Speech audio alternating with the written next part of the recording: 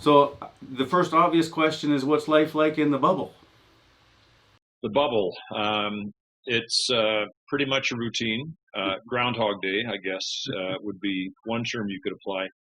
Well, I wanted to have a talk with you because you've been working for quite some time now, I think. Addiction recovery is something that's pretty close to our hearts because it's something that affects our community pretty much on a daily basis. So I was wondering if you'd sort of tell a little bit of the story of the Bruce Oak Recovery Center. Bruce was our firstborn son. He was a precocious child, had everything going for him. He was raised in a loving home, basically as a child of privilege. Was diagnosed fairly early in life with a case of ADHD, which, excuse me, made him ripe for taking chances. So in high school, it was the path followed by Medi and addict. That's where it started. Weed didn't separate him from a lot of school kids, classmates.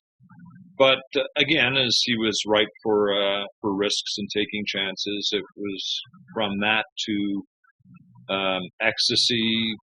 Crystal meth was next, and then it wasn't a giant leap into the opioids and the drug that eventually claimed his life, heroin.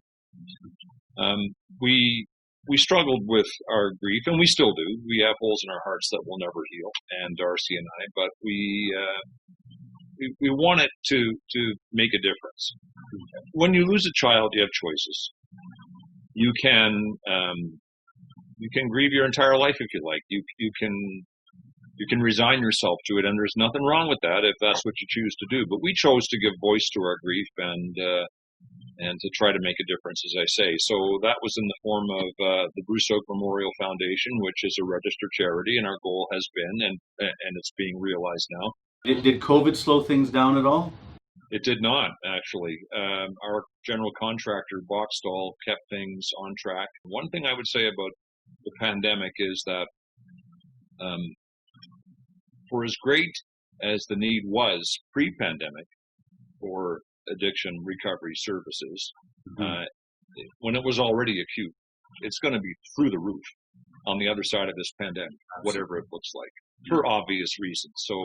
So the need for facilities like the Bruce Oak Recovery Center is clearly going to be greater than it was. Absolutely. So I guess the last question I had here was, I said a little bit when we talked in the beginning there that at ICYA we think a lot in terms of long-term community development, which involves learning how to work well with others who are doing similar things and rather than fighting against each other, you work together with somebody. And that's what made us kind of think, you're someone we should talk to, because there's lots of overlap between the dreams that you guys are dreaming and the ones that we are dreaming. And so I just thought, what are your thoughts about the intersection between issues of addiction and community development in impoverished communities? I would say this about the Bruce Oak Recovery Center: it will be open to anyone. It will not be a recovery center that serves only the upper echelon of society. Far from it. There'll be people there who don't have a penny. And there'll be people there who can pay a certain amount. It'll operate on the sliding scale, but it's for everyone. I view, and the Bruce Oak Memorial Foundation views addiction recovery as a community. We should not be competing. We're all in this together. And it's a simple phrase, but whatever it takes to get sober, whatever it takes to get your life back. We will have multiple community partnerships, and we look forward to working with anyone that needs our help or can help us.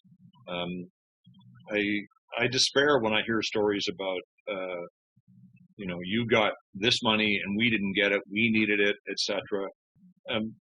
Again, we're all in it together. Well, I really appreciate that. Thanks for taking time out of your schedule in the bubble there. My pleasure, John. Anytime. Thank you. I got to get back to the bubble now.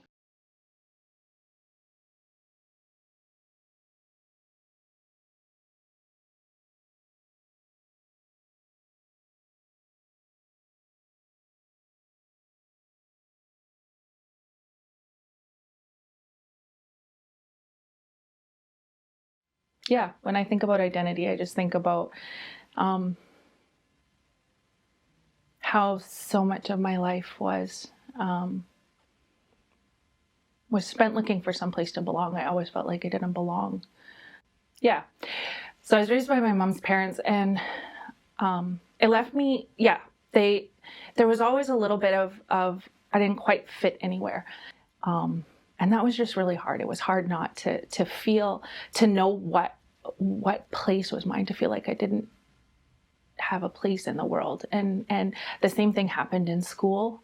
I remember from quite young, making Mother's Day or Father's Day gifts and Grandparents' Day and whatever, and not being sure about what was mine. Who do I give this to? What do I actually have somebody? And then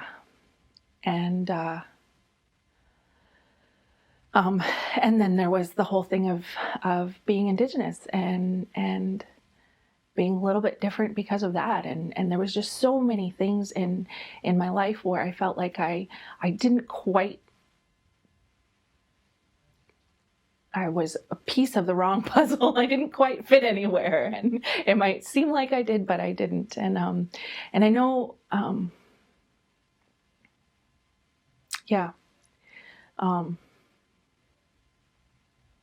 parents, they knew Jesus, they loved him, and they taught me about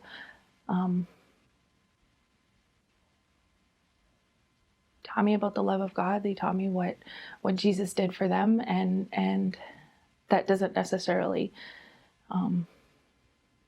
took a long time to relate, and I went off, and I only stayed with my mom and dad till I was 12, and then Mom said I could go. I was old enough to go and try and live with my mother, as though it was something I had done, which is also fun. But anyways,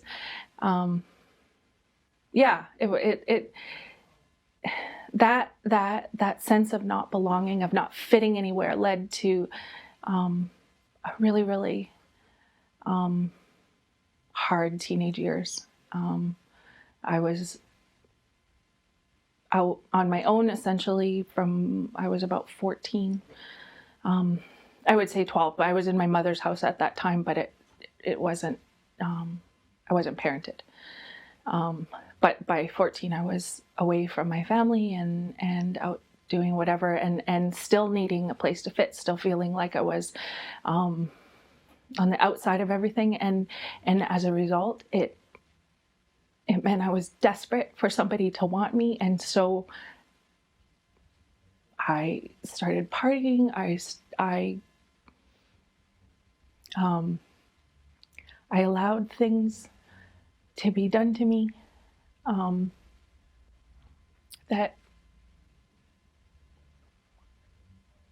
were just so destructive, and so it just made me feel so much worse. It was so the opposite of what I wanted, and I believed that I couldn't say no. I had no value. How can I tell somebody no? Either, even in terms of drinking and drugs and having a voice to say no. It was just like, here, this is what you need to do, and so I did, and it was just really rough, and for me that was what changed it is finding an identity in Jesus, finding that I had a place to belong. These days, I love Ephesians chapter 1 and 2 because it's full of things that God says I am, how he sees me. And it begins with the fact that he chose me before the creation of the world, and that I'm adopted unto sonship. And that's, adoption in as we know it, doesn't often equate sonship. It's, you see people introduce children that as, the child they adopted or whatever, as though there's always that little bit of an outside, a little bit of a distinction. And God doesn't do that. He doesn't say, well, you're mine, but I got you from, we're his. And I think that I look around here at what we do at ICYA, and there is that need to belong, and that's what leads to gangs, and that's what leads to partying and wandering, and yeah, and everyone just needs to know they belong somewhere, and the love of God is so pivotal in that, because as people we're so fickle, and I just want us to be able to do that well here in what we do, and look around at young girls that come here, that live around here, that I see walking by, and I recall where I was, and I know that God rescued me, and he can do that for others, and I think it's so important in what we're doing here. And I just want to be able, for us to be able to do that well, to love well, to share that there is belonging for everyone that we encounter, everyone that comes in these doors and walks these streets.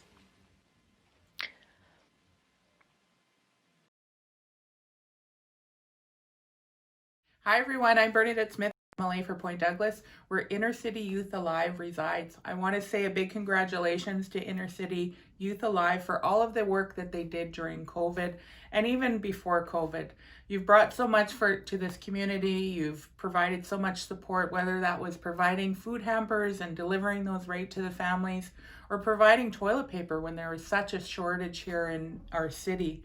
And, just for the youth that, when schools closed down, you were there to support them, and families especially that were struggling. So I want to say a big miigwech to all of you, to all of the staff, and everybody who makes this great organization work. And I love all the work you do, and keep doing the great work that you do to support everyone in this community. Miigwech, and thank you so much. This year at ICYA, we decided to try something new. It was a podcast idea that we've had for a long time, and this year we gave it a whirl because COVID provided an opportunity for some things while cutting off other things. So for a few years now, we've had this place right here called the Story Studio, and the Story Studio has been about giving people a chance to tell the stories that otherwise might not get told.